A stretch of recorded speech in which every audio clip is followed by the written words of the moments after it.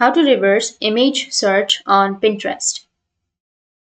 So if you want to reverse image search on Pinterest, then what you need to do is first you just need simply search for Pinterest, open up your Pinterest, and on your Pinterest, you just need simply go with the search, go with your home feed, and you can just simply go with any image that you're comfortable with that you would like to reverse search.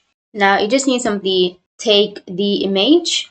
Once you've taken or once you've for google.com, and you'll get this kind of interface. Now you need to just drag and drop the image on the next tab. Or the other thing you can do is search for google.com and drag and drop the image right here. And after that, it will take you to this kind of interface. Now you will have find image source option. You can just click on find image source, or you can just scroll down, and here you will have a lot of images with the same picture.